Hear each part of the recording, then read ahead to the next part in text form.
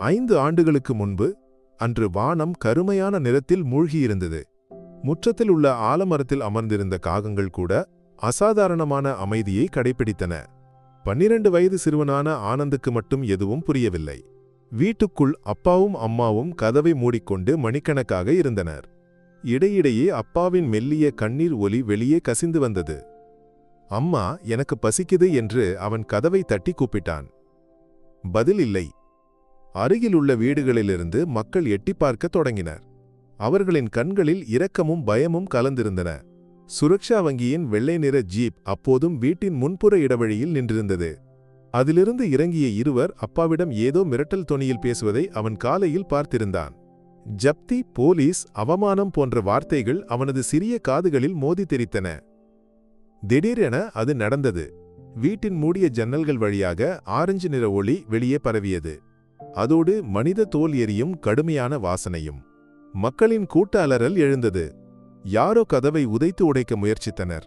கதவு திறந்தபோது ஆனந்தின் உலகம் முடிந்து போனது. அவனது அப்பாவும் அம்மாவும் ஒரு எரியும் நெருப்பு கோலமாக மாறியிருந்தனர். அவர்கள் ஒருவரையொருவர் கட்டிப்பிடித்திருந்தனர், வலியின் ஆழத்திலும் பிரிய விரும்பாதவர் போல. அந்த நெருப்பு கோலத்திலிருந்து எழுந்த மெல்லிய அலறல் அவனது காதுகளில் ஒலித்து பின்னர் எல்லாம் அமைதியானது. மக்கள் அவனை இழுத்து அப்புறப்படுத்தினர். போலீஸ்காரர்கள் வந்தனர். ஆம்புலன்ஸின் சைரன் ஒலித்தது. எரிந்து கரிந்த அந்த வீட்டின் முற்றத்தில் நின்று ஆனந்த் ஒரே ஒரு காட்சியை மட்டும் பார்த்தான். -கேட்டுக்கு அப்பால் உணர்ச்சியற்று நிற்கும் வங்கி மேலாளர் வர்கீஸின் முகம். அவனது கண்களில் இரக்கத்தின் ஒரு துளியும் இல்லை. மாறாக ஒரு வேலையை அழகாக முடித்த திருப்தி மட்டுமே. அந்த நொடியில் ஆனந்தின் உள்ளிருந்த குழந்தை இறந்து போனது. அங்கு பழிவாங்குதலின் ஒரு தீப்பொறி எரியத் தொடங்கியது. காலம் அந்த தீப்பொறியை ஊதி ஒரு எரிமலையாக மாற்றுமென வர்கீஸோ உலகமோ அறிந்திருக்கவில்லை. கொச்சி நகரத்தின் பரபரப்பில் ஒரு சாதாரண டெலிவரி பையனாக ஆனந்த் மீண்டும் திரும்பியபோது அவனை யாரும் அடையாளம் கண்டுகொள்ளவில்லை. பழைய 12 வயது சிறுவனின் நிழல் கூட அவனில் இல்லை. ஆண்டுகள் அவனை மாற்றி மறித்திருந்தன. இந்திய இராணுவத்தின் பாரா ஸ்பெஷல் ஃபோர்ஸில் கடினமான பயிற்சி அவனது உடலை ஒரு ஆயுதமாக மாற்றியிருந்தது. அவனது கண்களுக்கு இப்போது ஒரு பருந்தின் கூர்மை இருந்தது. அமைதியாக கவனிக்கவும் இருட்டில் பதுங்கியிருக்கவும் அவன் கற்றிருந்தான். அவனது தற்போதைய தங்குமிடம் நகரத்தின் புறநகரில் யாரும் கவனிக்காத ஒரு சிறிய அறையில் இருந்தது. அங்கு அவனது பழைய பொருட்களுடன் ஒரே ஒரு புதையல் இருந்தது, அப்பாவின் பழைய டைரி. புழுதி படிந்த அந்த பக்கங்களில் சுரக்ஷா வங்கியின் ஏமாற்றத்தின் கதை எண்ணிக்கையாக பதிவு செய்யப்பட்டிருந்தது. உண்மையான கடன் தொகை, அவர்கள் பொய்யாக சேர்த்த தொகைகள், மிரட்டப்பட்ட தேதிகள், மேலாளர் வர்கீஸ் மற்றும் கடன் அதிகாரி முருகனின் பெயர்கள். அந்த டைரி அவனது பகவத்கீதையாக இருந்தது, அவனது பழிவாங்குதலின் வேத புஸ்தகம். பகலில் குயிக் டெலிவரியின் சிவப்பு டி-ஷர்ட்டை அணிந்து அவன் நகரத்தில் பைக்கில் சுற்றினான். ஒவ்வொரு கட்டிடத்தையும் ஒவ்வொரு தெருவையும் அவன் மனதில் பதித்து வைத்தான். ஆனால் அவனது உண்மையான இலக்கு வேறு, தனது எதிரிகளை படிப்பது. அவர்களின் வாழ்க்கை முறை, அவர்களின் பலவீனங்கள், அவர்களின் பயங்கள். அவனது பட்டியலில் முதல் பெயர் தெளிவாக இருந்தது, முருகன். அன்று கடன் அதிகாரியாக இருந்தவன், வீட்டில் நுழைந்து அப்பாவையும் அம்மாவையும் அவமானப்படுத்திய அதே முருகன். முருகன் இப்போது ஒரு சிறிய பிளேடு கம்பெனியை நடத்தி வந்தான். சுரக்ஷா வங்கியில் இருந்து கற்ற பாடங்களை அவன் தனது வாழ்க்கையில் பயன்படுத்தினான். ஏழைகளுக்கு பணம் கடனாக கொடுத்து அதற்கு 10 மடங்கு வட்டி வசூலித்து அவன் செழித்து வளர்ந்தான். அவனது அலுவலகம் ஒரு பழைய கட்டிடத்தின் மேல்மாடியில் இருந்தது. மாலை நேரங்களில் தனியாக உட்கார்ந்து மது அருந்தும் பழக்கம் அவனுக்கு இருந்தது. ஆனந்த் நாட்கணக்கில் அவனை உற்று நோக்கினான். அவனது பைக் பலமுறை முருகனின் அலுவலகத்திற்கு கீழே உள்ள டீக்கடையில் நிறுத்தப்பட்டிருக்கும். ஒரு சாதாரண டெலிவரி பையன், யாரும் சந்தேகிக்கவில்லை. முருகன் எப்போது வருகிறான், எப்போது செல்கிறான், யாரை சந்திக்கிறான் என்பதை ஆனந்த் மனப்பாடம் செய்தான். முருகனின் மிகப்பெரிய பயம் என்னவென்று ஆனந்த் புரிந்து கொண்டான்.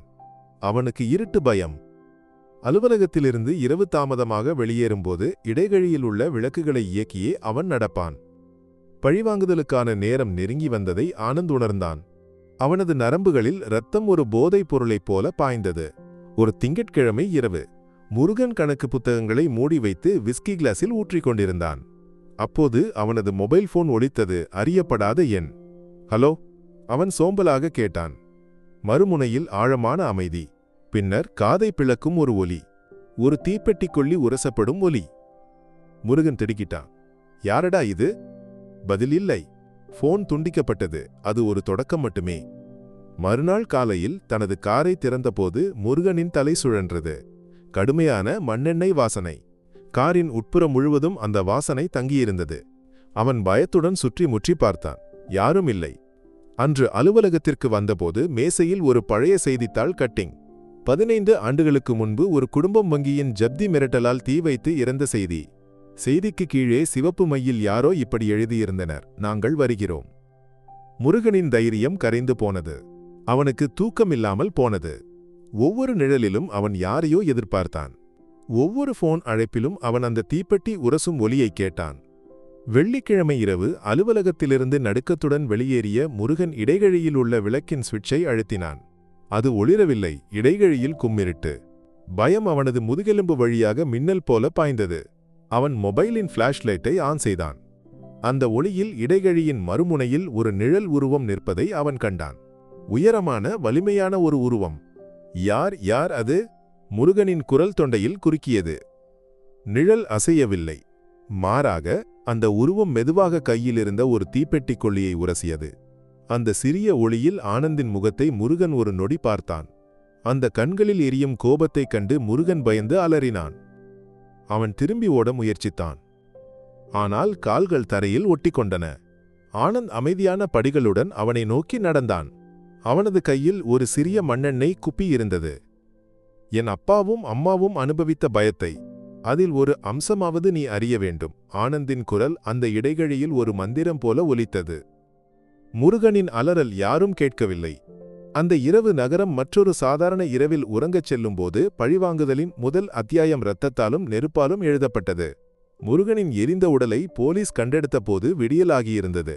அந்த காட்சியை கண்டு அனுபவமிக்க போலீஸ்காரர்கள் கூட ஒரு நொடி முகத்தை திருப்பினர். உதவி ஆணையர் சக்கரியா குற்றச் சம்பவ இடத்திற்கு நடந்து சென்றபோது காற்றில் இன்னும் எரிந்த மாமிசத்தின் வாசனை தங்கியிருந்தது. சக்கரியா ஒரு சாதாரண போலீஸ் அதிகாரி இல்லை. குற்றவாளியின் மனதை வாசிக்கும் திறன் கொண்ட நுண்ணிய கண்களைக் கொண்ட ஒரு வேட்டைக்காரனாக இருந்தார். அவர் உடலுக்கு அருகில் குனிந்தார். சார், இது ஒரு சாதாரண கொலை இல்லை. ஏதோ ஒரு பழிவாங்குதலின் வாசனை இருக்கிறது, ஒரு இளைய அதிகாரி கூறினார். சக்கரியா ஒன்றும் பேசவில்லை. அவரது கண்கள் அறை முழுவதும் தேடின. மேசையில் சிதறி கிடந்த காகிதங்களுக்கு இடையில் அந்த பழைய செய்தித்தாள் கட்டிங்கை அவர் கண்டெடுத்தார். நாங்கள் வருகிறோம். சிவப்பு மையில் எழுதப்பட்ட அந்த எச்சரிக்கை அவரது நெற்றியை சுருக்கியது.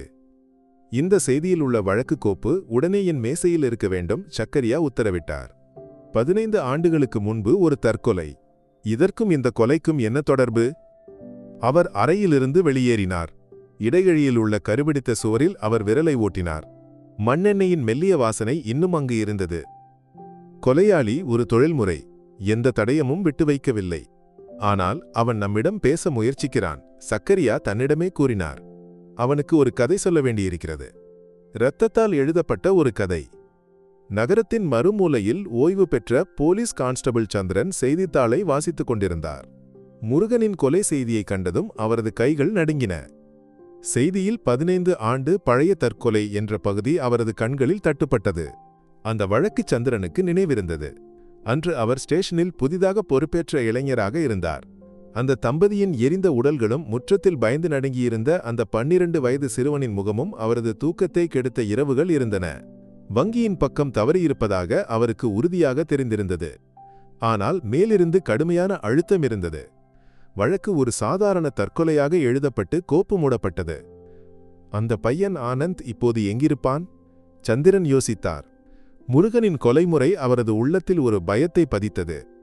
இது தற்செயலில்லை, அந்த பையன் திரும்பி வந்திருக்கிறான். நீதியை நிறைவேற்ற. ஒரு போலீஸ்காரனாக இருந்தும் தன்னால் செய்ய முடியாத நீதி. சந்திரனின் உள்ளத்தில் குற்ற உணர்வு எழுந்தது. அவர் தனது பழைய இரும்பு பெட்டியை திறந்து புழுதி படிந்த ஒரு கோப்பை எடுத்தார்.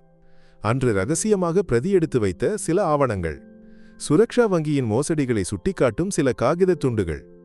அவனை கண்டுபிடிக்க வேண்டும் சந்திரன் முடிவு செய்தார். அவன் அடுத்த தவறு செய்வதற்கு முன். வர்கீஸ் இப்போது நகரத்தில் பிரபலமான ஒரு தொழிலதிபர். வர்கீஸ் குரூப் ஆஃப் கம்பெனிஸின் தலைவர். நகரின் மிகப்பெரிய பங்களாக்களில் ஒன்றில் வசிக்கிறார். அன்பான மனைவியும் +2 படிக்கும் ஒரே மகள் தியாவும். அவனது உலகம் மகிழ்ச்சியால் நிரம்பியிருந்தது. முருகனின் மரண செய்தியை அவர் காலை உணவின் போது வாசித்தார். செய்தியை கண்டதும் அவரது உள்ளத்தில் ஒரு குளிர் பரவியது. முருகன், வட்டி, எரிந்த உடல், ஏதோ நினைவுகள் அவரை அமைதியற்றவனாக்கின. என்னப்பா, என்னாச்சு? தியா கேட்டாள். ஒண்ணுமில்லை மோளே, வர்கீஸ் ஒரு செயற்கை புன்னகையுடன் கூறினார். பிசினஸில் ஒரு பழைய அறிமுகம், ஒரு விபத்து. அவர் அந்த செய்தியை மனப்பூர்வமாக மறக்க முயற்சித்தார். இது ஒரு சாதாரண பகையின் ஒரு பகுதியாக இருக்கலாம். தன்னுடன் அதற்கு எந்த தொடர்பும் இல்லை. தனது கடந்த காலம் சாம்பலுக்கு அடியில் பாதுகாப்பாக இருக்கிறது. அவர் தன்னை நம்ப வைத்தார். ஆனால் அன்று இரவு உறங்க கிடந்தபோது ஜன்னல் வழியாக ஒரு மெல்லிய வாசனை அறையினுள் பரவியது. மண்ணெண்ணெயின் வாசனை. அவர் திடுக்கிட்டு எழுந்தார்.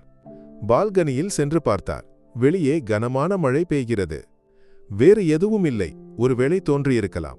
அவர் அமைதியாக முயற்சித்தாலும் பயத்தின் முதல் விதை அவரது மனதில் விழுந்துவிட்டிருந்தது. ஆனந்த் தனது சிறிய அறையின் குளிர்ந்த தரையில் உட்கார்ந்திருந்தான். முருகனை அழித்த பிறகு இருந்த போதை அவனை விட்டு இறங்கிவிட்டிருந்தது. இப்போது எஞ்சியிருப்பது ஒருவித உணர்வின்மை. அவன் சுவரில் சாய்ந்து கண்களை மூடினான். அவனது மனதில் அம்மாவின் முகம் ஓடி வந்தது. எப்போதும் புன்னகைக்கும், அன்புடன் நெற்றியை தொடும் அம்மா. கோபம் எதற்கும் தீர்வு இல்லை மகனே என்று அம்மா எப்போதும் சொல்வார்கள். அம்மா, நான் ஒரு கொலையாளியாகிவிட்டேன். உங்கள் மகன் ஒரு மிருகமாகிவிட்டான். அவனது உள்ளம் தேம்பியது. அவன் எழுந்து அப்பாவின் டைரியை கையில் எடுத்தான். நடுங்கும் விரல்களுடன் அவன் அந்த பக்கங்களை புரட்டினான். வர்கீஸை பற்றி அப்பா எழுதிய பகுதியை அவன் மீண்டும் வாசித்தான். இன்று மேலாளர் வர்கீஸ் வீட்டிற்கு வந்தார். அவர் எங்களை நாய்களைப் போல பார்த்தார்.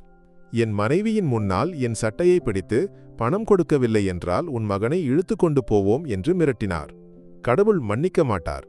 அந்த வரிகளை வாசித்தபோது ஆனந்தின் கண்களில் மீண்டும் தீயெறிந்தது. அவனது உள்முரண்பாடு முடிந்தது. அவனது இலக்கு மிகவும் தெளிவாகியது. வர்கீஸ். அவர் ஒரு சாதாரண கொலையாளி இல்லை. அவர் தனது குடும்பத்தின் கௌரவத்தை மிதித்தவர். அவருக்கு மன்னிப்பு இல்லை. அவனது பட்டியலில் இரண்டாவது பெயர் சிவப்பு மையில் மிகவும் தெளிவாகியது. வர்கீஸ். வர்கீஸை உற்றுநோக்கத் தொடங்கியபோது ஆனந்த் அவரது மிகப்பெரிய வலிமையும் பலவீனமும் ஒன்று என்பதை உணர்ந்தான். அவரது மகள் தியா. வர்கீஸ் ஒரு கொடூரமான தொழிலதிபராக இருக்கலாம். ஆனால் தியாவின் முன்னால் அவர் அன்பின் குவியலாக இருந்தார். அவளை பள்ளிக்கு அழைத்துச் செல்வதும் அவளின் சிறிய மகிழ்ச்சிகளில் பங்கேற்பதும் ஆனந்த் தொலைவில் இருந்து பார்த்தான். ஒவ்வொரு முறை வர்கீஸையும் தியாவையும் ஒன்றாக பார்க்கும்போதும் ஆனந்துக்கு தனது அப்பாவின் நினைவு வந்தது. அந்த நினைவு அவனது பழிவாங்குதலுக்கு மேலும் மூர்க்கத்தை அளித்தது. வர்கீஸ் தனது அப்பாவிடமிருந்து திருடியது இப்படிப்பட்ட மகிழ்ச்சியைத்தான். அதனால் வர்கீஸை நேரடியாக தாக்குவதற்கு பதிலாக அவரது மகிழ்ச்சியின் உலகத்தை உடைப்பதற்கு ஆனந்த் முடிவு செய்தான். அவர் அனுபவித்த மனவேதனையை வர்கீஸும் அறிய வேண்டும். ஒரு மாலை தியாவின் பள்ளிக்கு வெளியே ஆனந்த் காத்திருந்தான். வர்கீஸ் அவளை அழைத்து வர தாமதமானார். தியா தன் நண்பர்களுடன் பேசிக் கொண்டிருந்தாள். ஆனந்த் தனது டெலிவரி பையிலிருந்து ஒரு சிறிய பரிசு பெட்டியை எடுத்தான். அழகாக பொதியப்பட்ட ஒரு பெட்டி. அவன் தியாவை நோக்கி நடந்து சென்றான். தியா, வர்கீஸ்? அவன் மென்மையாக கேட்டான். ஆமாம், இது ஒரு டெலிவரி. உங்கள் அப்பா அனுப்பியது. ஒரு ஆச்சரியம். தியா சந்தேகத்துடன் அவனை பார்த்தாள். ஆனால் குயிக் டெலிவரியின் சீருடையை கண்டதும் அவளுக்கு சந்தேகம் தோன்றவில்லை. அவள் அந்த பெட்டியை வாங்கினாள். நன்றி. அவள் பெட்டியை திறந்தாள். அதில் விலையுயர்ந்த ஒரு வாசனை திரவியம் இருந்தது. அதனுடன் ஒரு சிறிய குறிப்பும். உன் அப்பாவின் பழைய நண்பரின் பரிசு.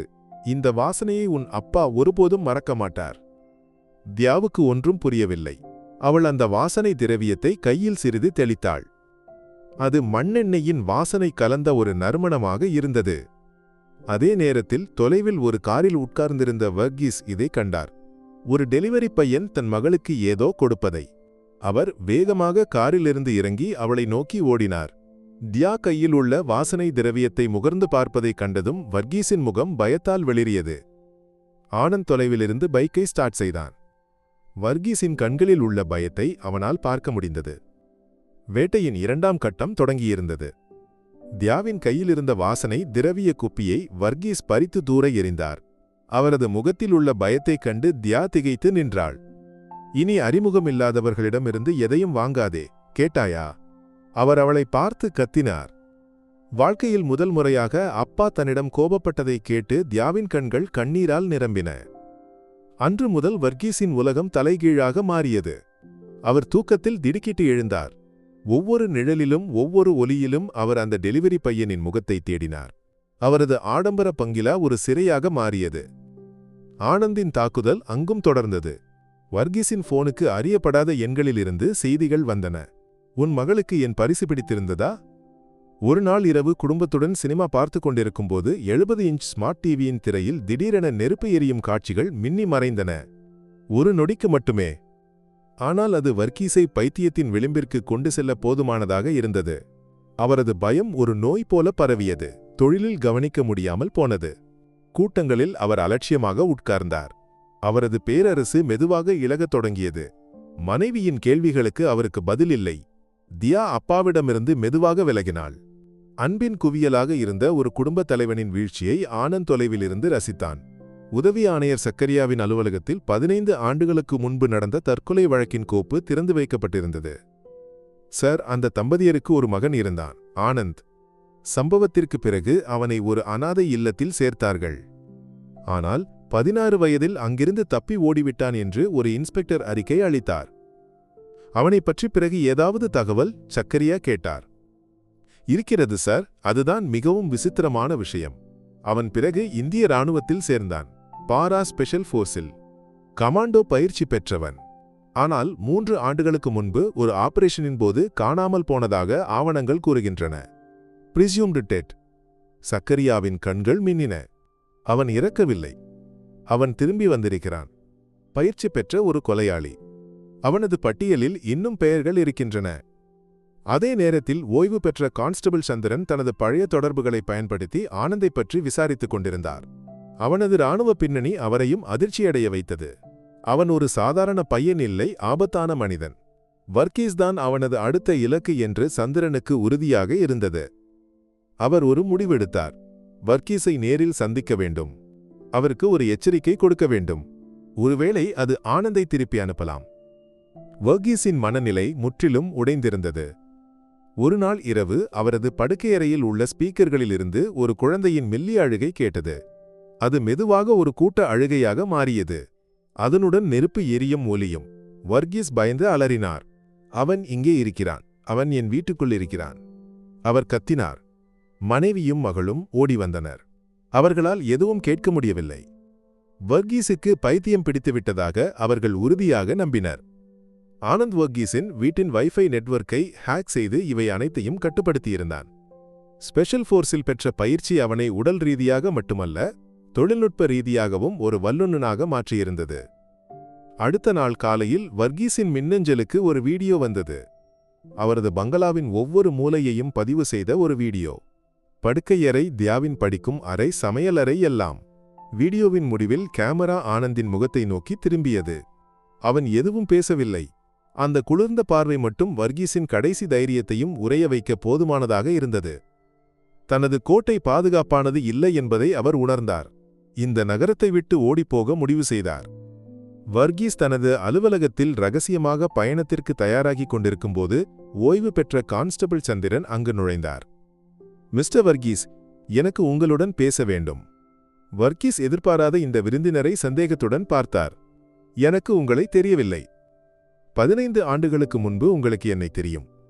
ஒரு குடும்பம் உங்கள் கண்முன் எரிந்து அழிந்தபோது அங்கிருந்த ஒரு போலீஸ்காரன் நான். அந்த வார்த்தைகளை கேட்டதும் வர்கீஸ் திடுக்கிட்டார். உங்களுக்கு என்ன வேண்டும்? நான் ஒரு எச்சரிக்கை கொடுக்க வந்தேன். ஆனந்த் திரும்பி வந்திருக்கிறான். முருகனை கொன்றவன் அவன்தான். அடுத்தது நீங்கள். வர்கீஸ் வியர்த்தார். எனக்கு ஒன்றும் தெரியாது. அது ஒரு தற்கொலை. அது ஒரு கொலை. வர்கீஸ், நீங்கள் செய்த கொலை. அதற்கு ஆதாரங்கள் என் கையில் உள்ளன. சந்திரன் தனது கையில் இருந்த பழைய கோப்பை உயர்த்தி காட்டினார். அதே நிமிடத்தில் உதவி ஆணையர் சக்கரியாவும் அவரது குழுவும் அங்கு புகுந்தனர். சந்திரனை அங்கு கண்டதும் அவருக்கும் சந்தேகம் எழுந்தது. நீங்கள் இங்கே என்ன செய்கிறீர்கள் மிஸ்டர் சந்திரன்? சக்கரியா கேட்டார். அவர்கள் பேசிக் கொண்டிருக்கும்போது எவரும் எதிர்பார்க்காத ஒரு விஷயம் நடந்தது. அலுவலகத்தின் பெரிய கண்ணாடி ஜன்னலை உடைத்து கருப்பு உடை அணிந்த ஒரு உருவம் உள்ளே குதித்தது. ஆனந்த். அவனது கையில் ஒரு துப்பாக்கி இருந்தது. அது வர்கீஸின் நெஞ்சை நோக்கி இருந்தது. போலீஸ்காரர்கள் திகைத்து திரும்பி துப்பாக்கிகளை அவனை நோக்கி உயர்த்தினர். ஆனந்த், சரணடை! சக்கரியா கத்தினார். ஆனந்த் சிரித்தான். அந்த சிரிப்பில் வலியும் புச்சமும் நிறைந்திருந்தன. விளையாட்டு இப்போதுதான் ஆரம்பித்திருக்கிறது. ஆணையரே, என் நீதி, அதை நானே நிறைவேற்றுவேன். அவன் வர்கீஸின் கழுத்தை பிடித்து ஒரு மறைவாக வைத்தான். யாரும் அசையக்கூடாது, இல்லையென்றால் இவன் இறந்து விடுவான். அலுவலகத்திற்குள் நேரம் உறைந்து போனது. ஒரு வெடிப்புக்கு முன்பு உள்ள அமைதி. வேட்டைக்காரனும் இரையும் சட்டத்தின் பாதுகாவலர்களும் ஒரே அறையில் முகமுகம் நின்றனர். வர்கீஸின் கழுத்தில் அழுத்தமாக இருந்த ஆனந்தின் கைகள் இரும்பு போல இறுகியிருந்தன. துப்பாக்கியின் குளிர்ந்த முனை நெஞ்சில் தொட்டபோது வர்கீஸின் இதயம் நின்றுவிடும் என்று தோன்றியது. அலுவலகத்தின் ஏர் கண்டிஷனரின் மெல்லிய முணுமுணுப்பு கூட ஒரு பெரிய ஒலியாக உணரப்பட்டது. ஆனந்த், துப்பாக்கியை கீழே வை, நாம் பேசலாம்.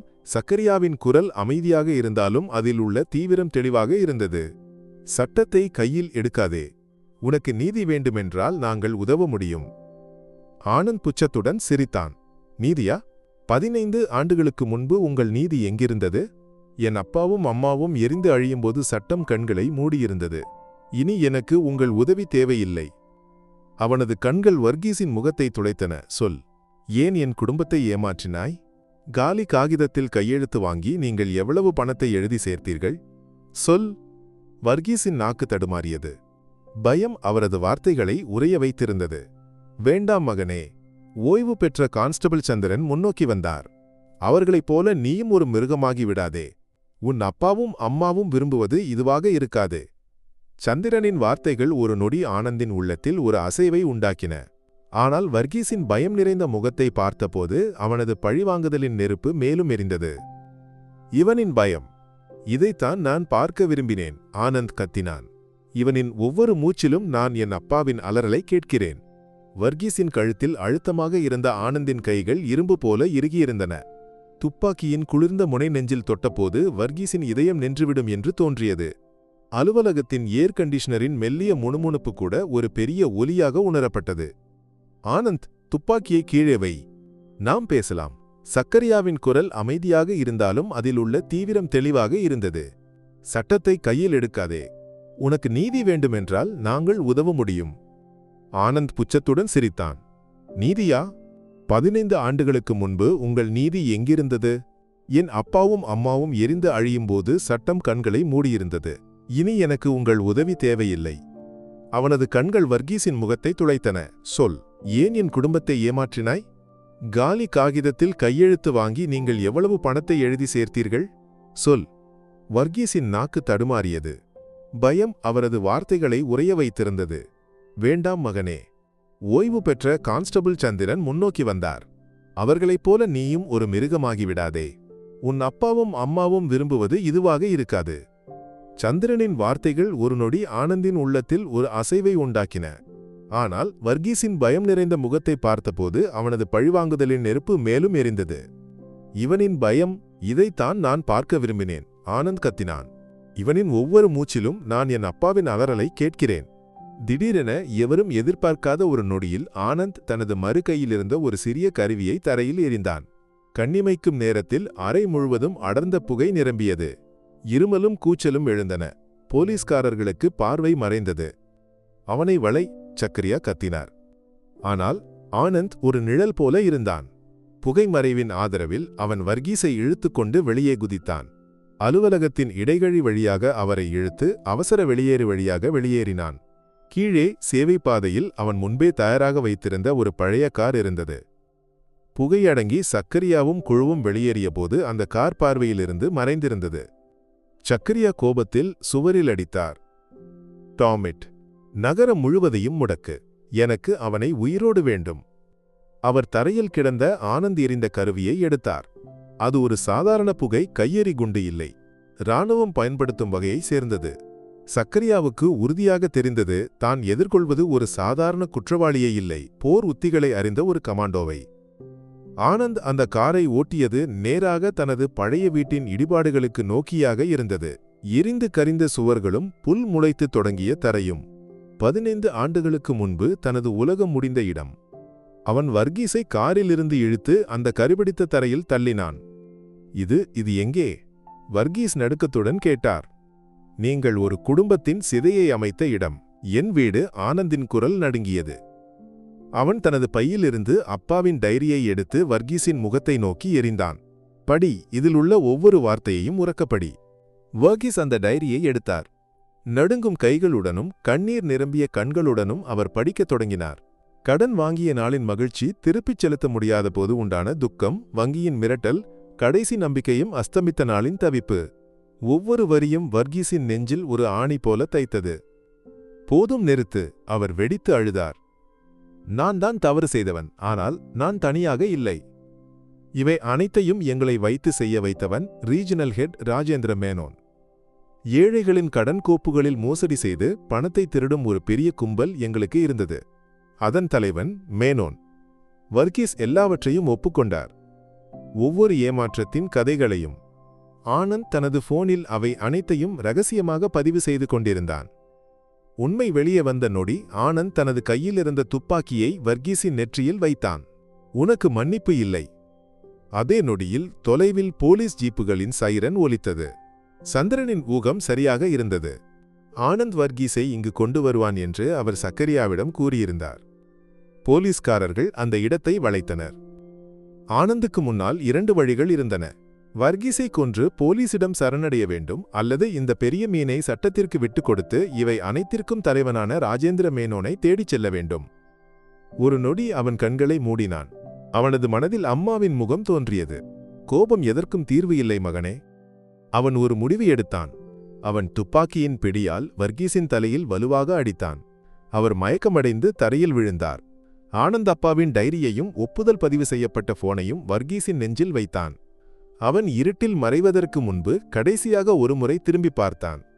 போலீஸ் வந்தபோது மயக்கமடைந்து கிடந்த வர்கீஸையும் அவரது நெஞ்சில் இருந்த ஆதாரங்களையும் கண்டனர். சக்கரியா அந்த போனை எடுத்தார். அதில் ஆனந்தின் குரலில் ஒரு செய்தி இருந்தது. ஒரு மீன் வலையில் சிக்கியது ஆணையரே. ஆனால் சுறா இன்னும் கடலில் இருக்கிறது. இந்த விளையாட்டு இங்கு முடிவடையவில்லை. சக்கரியா வானத்தை பார்த்தார். ஆனந்த் என்ற பழிவாங்குதலின் புயல் அடுத்த இலக்கை தேடி பயணத்தை தொடங்கியிருந்தது. போலீசின் மற்றும் சட்டத்தின் பார்வை எட்டாத தொலைவுக்கு. வர்கீஸின் கைது மற்றும் அவரது ஒப்புதல் கேரளத்தை அதிர்ச்சியடைய வைத்தது. அடுத்த நாள் செய்தித்தாள்களின் தலைப்பு அதுவாக இருந்தது. சுரக்ஷா வங்கி மோசடி, முன்னாள் மேலாளர் கைது, பின்னால் பெரிய சுறாக்கள் என்று வாக்குமூலம். வர்கீஸை உயிரோடு போலீசிடம் ஒப்படைத்த அனாமதேய பழிவாங்குபவனை ஊடகங்கள் அக்னி என்று பெயரிட்டு அழைத்தன. சிலர் அவனை ஆபத்தான குற்றவாளியாக சித்தரித்தாலும் சாமானிய மக்களிடையே அவன் ஒரு ஹீரோவாக மாறினான். சமூக ஊடகங்களில் #Justice for Anandan, #Agni the Avenger போன்ற ஹேஷ்டேகுகள் அலைமோதின. வங்கி மோசடிகளுக்கு பலியான பலர் தங்கள் கதைகளுடன் முன்னோக்கி வந்தனர். அது ஒரு சமூக இயக்கத்தின் தொடக்கமாக இருந்தது. உதவி ஆணையர் சக்கரியாவின் மேல் அழுத்தம் அதிகரித்தது. வர்கீஸின் வாக்குமூலத்தின் அடிப்படையில் ராஜேந்திர மேனோனுக்கு எதிராக விசாரணையை தொடங்க மேலிருந்து அனுமதி கிடைத்தது. ஆனால் அது வெறும் நாடகம் என்று சக்கரியாவுக்கு தெரியும். மேனோன் போன்ற ஒரு பெரிய மீனை தொட சட்டத்தின் கைகளுக்கு நீளம் குறைவு. கொச்சியின் மிக விலையுயர்ந்த கட்டிடத்தின் மேல்மாடியில் உள்ள பெண்டவுஸில் ராஜேந்திர மேனோன் செய்திகளை பார்த்து கொண்டிருந்தார். அவரது முகத்தில் பயத்தின் ஒரு துளியும் இல்லை. மாறாக தனது பேரரசில் ஒரு பூச்சி நுழைந்ததற்கு உள்ள கோபம் மட்டுமே இருந்தது. அவர் தனது போனை எடுத்து ஒரு எண்ணை டயல் செய்தார். மறுமுனையில் மாநிலத்தின் ஒரு முக்கிய அரசியல் தலைவர் இருந்தார். மேனோன், நான் இந்த செய்தியை பார்த்து கொண்டிருந்தேன். இது என்ன? சிறிய பிரச்சனை தோழரே. ஒரு பழைய பாம்பு தலை தூக்கியது. அவ்வளவுதான். மேனோனின் குரல் குளிர்ந்து உறைந்திருந்தது. வர்கீஸ் என்ற ஒரு முட்டாள் போலீசின் கையில் சிக்கினான். ஆனால் அவன் அதிகம் பேச மாட்டான். அதற்கு முன்பு நாம் மற்றொருவனை கண்டுபிடிக்க வேண்டும். அக்னி என்று ஊடகங்கள் அழைக்கும் ஒருவன். திட்டம் என்ன? அவனை எனக்கு உயிரோடு அல்லது இறந்து வேண்டும். சட்டம் அதன் வழியில் போகட்டும். நாம் நமது வழியை பார்ப்போம். மேனோன் போனை துண்டித்தார். அவர் பால்கனிக்கு நடந்தார். கீழே நகரம் ஒரு பொம்மை போல மின்னியது. ஆனந்த், உன் அப்பாவும் அம்மாவும் போல நீயும் ஒரு தீப்பெட்டி கொள்ளிதான். ஊதினால் அணையக்கூடியது. அவர் விலையுயர்ந்த மதுவை ஒரு மடக்கு குடித்து முடித்தார். சக்கரியாவின் அலுவலகத்தில் ஓய்வு பெற்ற கான்ஸ்டபிள் சந்திரன் உட்கார்ந்திருந்தார். சார், மேனோனுக்கு எதிராக ஆதாரம் இருக்கிறது. பின்னர் ஏன் தயங்க வேண்டும்? சந்திரன் கேட்டார். ஆதாரம் மட்டும் போதாது சந்திரன், சக்கரியா கூறினார். அவனது வேர்கள் நாம் நினைப்பதை விட ஆழமானவை. அவனை கைது செய்தால் நாளைக்கே அவன் ஜாமீனில் வெளியே வருவான். சாட்சிகள் மாறுவார்கள். ஆதாரங்கள் மறையும். இந்த வழக்கில் நாம் தோற்போம். அப்படியானால் ஆனந்த் செய்வது சரியா? சக்கரியா சந்திரனை உற்று நோக்கினார். இல்லை, எந்த கொலையும் சரியல்ல. ஆனால் இந்த அமைப்பு அவனை போன்றவர்களை உருவாக்குகிறது. நாம் மேனோனை பூட்ட வேண்டும், ஆனால் சட்டத்தின் வழியில் மட்டுமே. அதற்கு எவரும் எதிர்பார்க்காத ஒரு ஆதாரம் வேண்டும்.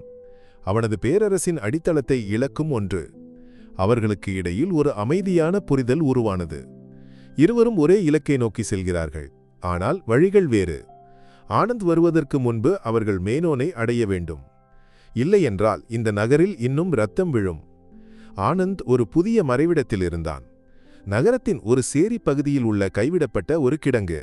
வர்கீஸை ஒப்படைத்ததன் மூலம்தான் ஒரு யுத்தத்தை வென்றுவிடவில்லை, ஒரு யுத்தத்தை அறிவித்திருக்கிறேன் என்பதை அவனுக்கு தெரியும். ராஜேந்திர மேனோன் ஒரு சாதாரண எதிரி இல்லை. அவனது கோட்டையை உடைக்க துப்பாக்கிகள் மட்டும் போதாது. அவன் தனது லேப்டாப்பை திறந்தான். நாட்களாக தூக்கமின்றி அவன் ராஜேந்திர மேனோனை பற்றி படித்தான். அவனது தொழில், அவனது எதிரிகள், அவனது ரகசியங்கள். அப்போதுதான் அவன் அந்த தகவலை கண்டுபிடித்தான். மேனோனின் நிதி பேரரசின் முதுகெலும்பு ஒரு கட்டுமான நிறுவனம். ஆனால் அதன் மறைவில் அவன் மற்றொரு கச்சவடம் நடத்தி கொண்டிருந்தான், மைனஸ் ஹவாலா. வெளிநாட்டில் இருந்து வரும் கள்ளப்பணத்தை வெளுப்பிக்கும் ஒரு பெரிய வலையமைப்பின் கேரளத்தின் முக்கிய கண்ணி மேனோனாக இருந்தான்.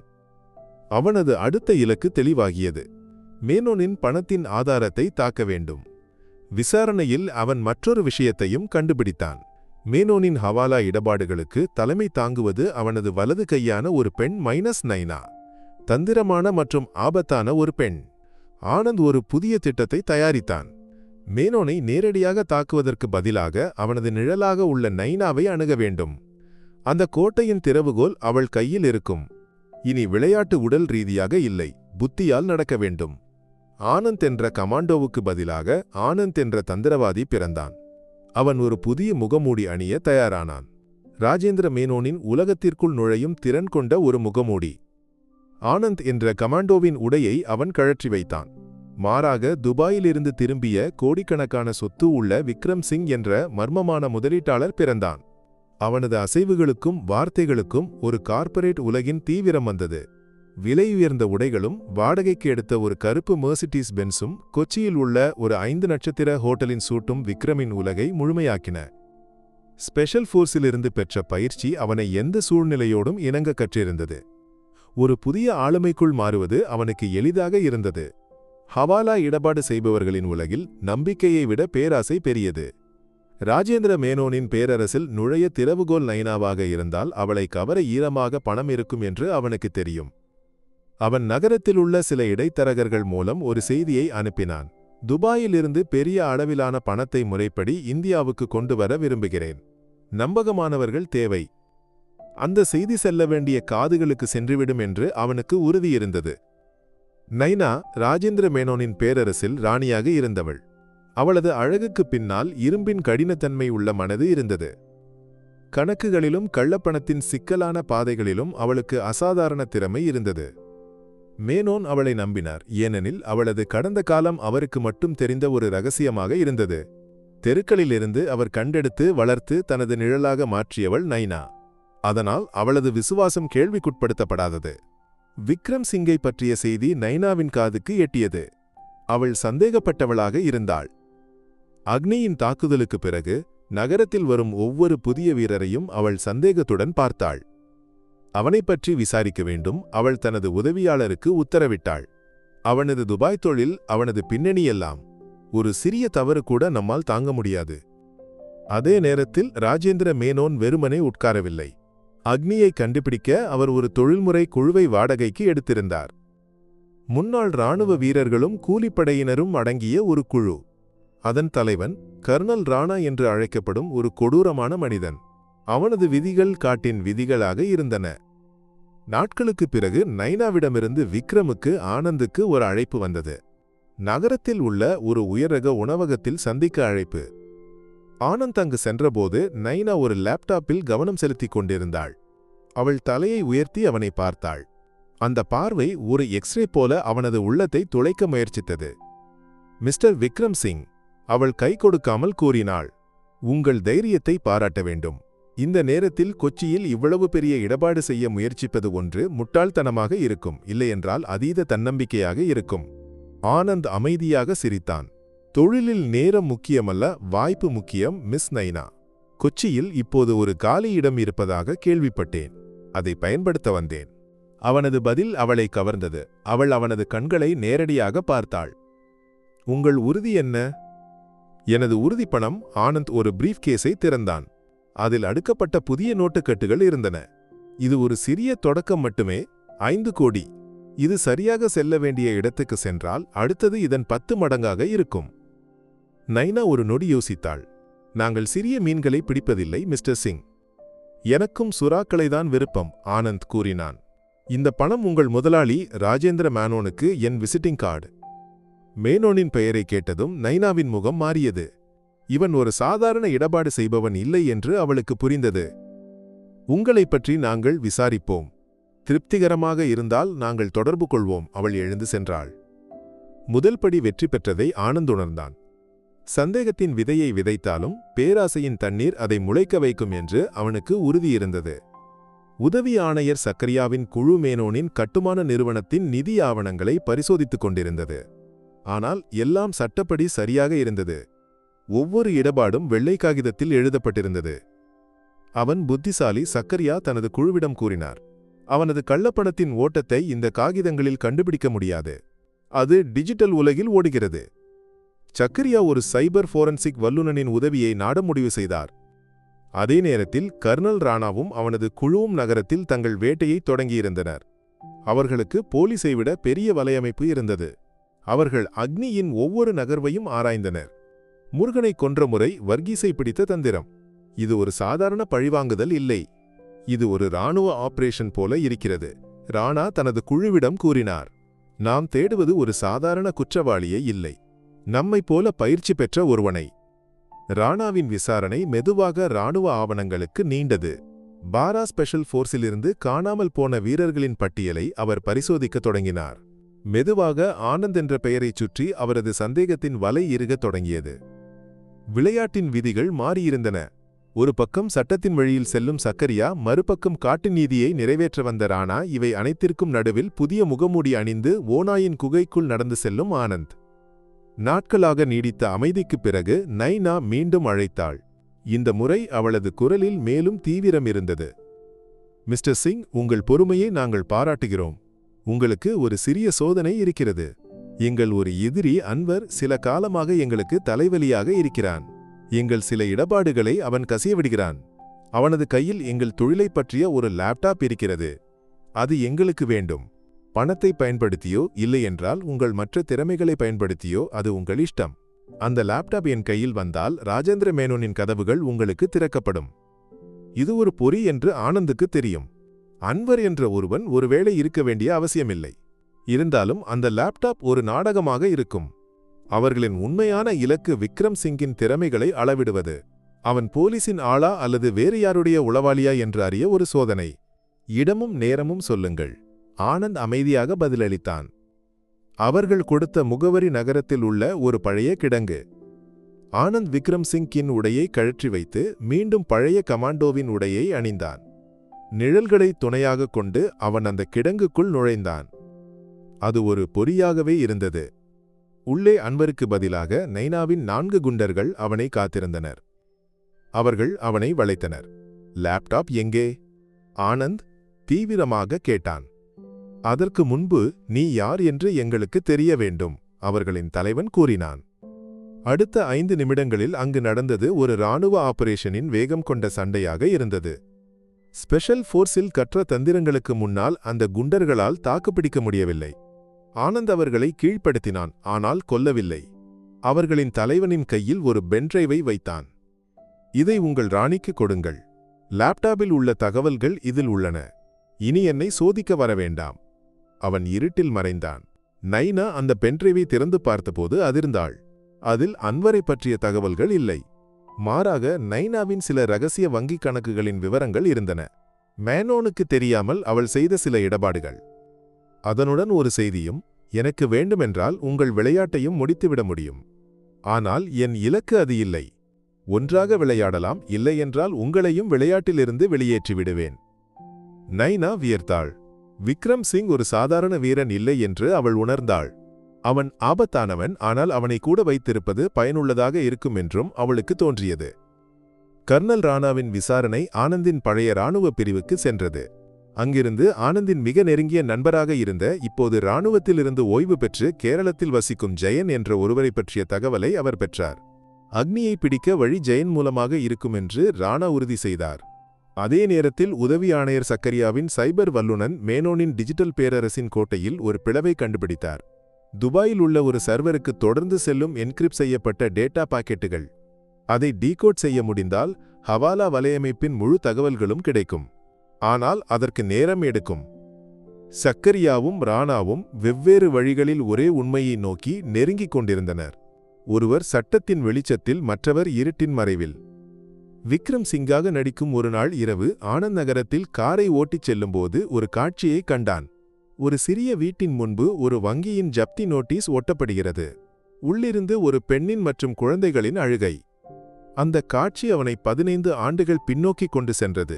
அவனது உள்ளத்தில் உள்ள பழிவாங்குதலின் நெருப்பு ஒரு நொடி அணைந்தது. மாறாக ஆழமான வலி நிரம்பியது. அவன் காரை நிறுத்தினான். மறுநாள் காலையில் அந்த குடும்பத்திற்கு வங்கியில் செலுத்த வேண்டிய முழு தொகையும் ஒரு அனாமதேயர் ஆன்லைனில் செலுத்தியதாக செய்தி வந்தது. அதனுடன் ஒரு குறிப்பு: நம்பிக்கையை விடாதீர்கள். தனது இலக்கு பழிவாங்குதல் மட்டுமல்ல, தான் அனுபவித்தவை மற்றொருவருக்கு நடக்கக்கூடாது என்ற நினைவூட்டலும் ஆகும் என்று ஆனந்த் தனக்கு தானே கூறினான். அந்த சம்பவம் அவனது உள்ளத்தில் உள்ள மனிதனை எழுப்பியது. நைனாவின் அறிக்கை கிடைத்தபோது ராஜேந்திர மேனோன் சிரித்தார். அவன் நன்றாக இருக்கிறானே, ஆபத்தானவன், ஆனால் நமக்கு உபயோகமாக இருப்பான். அவனை இங்கு அழை. என் பண்ணை வீட்டுக்கு. விக்ரம் சிங்கை நேரில் பார்க்க வேண்டும். ஆனந்த் காத்திருந்த அந்த அழைப்பு இறுதியாக அவனை தேடி வந்தது. நகரத்திற்கு வெளியே உள்ள கடுமையான பாதுகாப்பு உள்ள ஒரு கோட்டை போல உள்ள மேனோனின் பண்ணை வீட்டுக்கு அழைப்பு. அவன் தனது கருப்பு மெர்சிடிஸில் அங்கு பயணிக்கும்போது அவனது மனம் அமைதியாக இருந்தது. ஓநாயின் குகைக்கு இல்லை, சிங்கத்தின் குகைக்கு செல்கிறேன் என்று அவனுக்கு தெரியும். ஒரு சிறிய தவறு போதும், எல்லாம் முடிய. அவன் பண்ணை வீட்டின் பெரிய கேட்டுகளை கடந்து உள்ளே நுழைந்தான். அங்கு தோட்டத்தில் உள்ள ஒரு நாற்காலியில் உலகம் தனது காலடியில் இருப்பது போல உணர்ந்து ராஜேந்திர மேனோன் அவனை காத்திருந்தார். 15 ஆண்டுகளாக தனது தூக்கத்தை கெடுத்த அந்த முகத்தை ஆனந்த் நேரில் பார்க்கிறான். அவனது நரம்புகளில் இரத்தம் கொதித்தது. ஆனால் விக்ரம் சிங்கின் முகத்தில் நட்பான ஒரு புன்னகை விரிந்தது. விளையாட்டு அதன் இறுதி கட்டத்திற்கு நுழைந்திருந்தது. ராஜேந்திர மேனோனின் புன்னகையில் ஒரு ஓநாயின் கொடூரம் மறைந்திருப்பது ஆனந்துக்கு தெரியும். அவர் ஆனந்தை நாற்காலிக்கு அழைத்தார். மிஸ்டர் விக்ரம் சிங், கொச்சிக்கு வரவேற்கிறேன். நைனா உங்களைப் பற்றி நிறைய நல்ல விஷயங்கள் கூறினாள். மேனோன் உரையாடலை தொடங்கினார். நல்ல விஷயங்களை கேட்க இல்லை, நல்ல தொழில் செய்ய வந்தேன் மிஸ்டர் மேனோன். ஆனந்த் அதே நாணயத்தில் பதிலளித்தான். மேனோன் உரத்து சிரித்தார். தைரியமான இளைஞர்களை எனக்கு பிடிக்கும். உங்களுக்கு தெரியுமா, இந்த நகரத்தில் இப்போது ஒரு அக்னியை பற்றி பேச்சிருக்கிறது. சட்டத்தை கையில் எடுக்கும் ஒருவன். அவனைப் பற்றி உங்கள் கருத்து என்ன? அது ஒரு சோதனையாக இருந்தது. ஆனந்தின் இதய துடிப்பு ஒரு நொடி உயர்ந்தது. ஆனால் அவன் அதை வெளியே காட்டவில்லை. ஒவ்வொரு செயலுக்கும் ஒரு எதிர் செயல் உண்டு மிஸ்டர் மேனோன். சில சமயங்களில் அமைப்பு தோல்வியடையும் போது தனிநபர்கள் எழுவார்கள். தொழிலிலும் அப்படித்தான். அவனது பதில் மேனோனுக்கு பிடித்திருந்தது. நாம் தொழிலுக்கு வருவோம். 100 கோடி துபாயிலிருந்து இங்கு கொண்டு வர வேண்டும். உங்களால் முடியுமா? ஆனால் ஒரு நிபந்தனை இருக்கிறது. பணம் இந்த பண்ணை வீட்டில் கொடுக்கப்பட வேண்டும். என் முழு கட்டுப்பாட்டில். அது ஒரு பொறி. பணத்தை கொடுக்கும் நொடியில் தன்னை அழிக்க மேனோனின் திட்டம் என்று ஆனந்துக்கு புரிந்தது. ஆனால் அந்த கோட்டைக்குள் மீண்டும் ஒரு முறை நுழைய ஒரு வாய்ப்பாக அவன் அதை பார்த்தான். மேனோனின் பேரரசின் இதயமான சர்வர் அறை இந்த பண்ணை வீட்டில் உள்ளது. உங்கள் நிபந்தனைகள் எனக்கு ஏற்புடையவை. ஆனந்த் கை கொடுத்தான். அந்த கைக்குலுக்கலில் 15 ஆண்டு பகையின் பாரம் இருந்தது. கர்னல் ராணாவின் குழு ஆனந்தின் நண்பரான ஜெயனின் வீட்டை கண்டுபிடித்தது. அவர்கள் நேரடியாக தாக்கவில்லை. மாறாக ஜெயனின் ஒவ்வொரு நகர்வையும் கண்காணித்தனர். அவனது போன் அழைப்புகள், அவனது பயணங்கள். ஒரு நாள் இரவு ஜெயனின் வீட்டிற்கு ராணாவின் ஆட்கள் அத்துமீறி நுழைந்தனர். அவர்கள் அவனை கீழ்ப்படுத்தினர். உன் நண்பன் எங்கே? ஆனந்த். ராணா அவனது முகத்தை நோக்கி துப்பாக்கி காட்டி கேட்டார். ஜெயன் எதுவும் பேசவில்லை. இராணுவத்தில் உள்ள நட்புக்கு மரணத்தை விட மதிப்பு உள்ளது என்று அவனுக்கு தெரியும். நீ பேச மாட்டாய் இல்லையா? ராணா சிரித்தார். ஆனால் அவன் உன்னை தேடி வருவான். உன் உயிருக்கு ஆபத்து என்று தெரிந்தால் அவன் எங்கிருந்தாலும் பறந்து வருவான். நாங்கள் இங்கு அவனுக்காக காத்திருப்போம். அவர்கள் ஜெயனை அவனது வீட்டில் தடுத்து வைத்தனர். அது ஒரு உயிருள்ள பொறியாக மாறியது. உதவி ஆணையர் சக்கரியாவின் அலுவலகத்தில் சைபர் வல்லுநன் உற்சாகத்துடன் ஓடி வந்தார். சார், நாம் அதை டீக்ரிப்ட் செய்தோம், ஒரு சிறிய பகுதி. அடுத்த வெள்ளிக்கிழமை இரவு 10 மணிக்கு கொச்சி துறைமுகத்துக்கு அருகில் உள்ள ஒரு பழைய கிடங்கின் கோஆர்டினேட்டுகள் உள்ளன. அது ஒரு பெரிய ஹவாலா பண இடபாட்டின் இடம். சக்கரியாவின் கண்கள் மின்னின. இறுதியாக மேனோனை பூட்ட ஒரு வழி தெளிவாகியிருக்கிறது. குழுவை தயார் செய்யுங்கள். அந்த இரவு நாம் அந்த கிடங்கை வளைப்போம். ஆனால் ஒரு சந்தேகம் அவரது மனதில் இருந்தது. மேனோன் போன்ற ஒரு நரி இவ்வளவு எளிதாக சிக்கிக் கொள்வானா? அல்லது இதுவும் கவனத்தை திசை திருப்ப ஒரு தந்திரமா?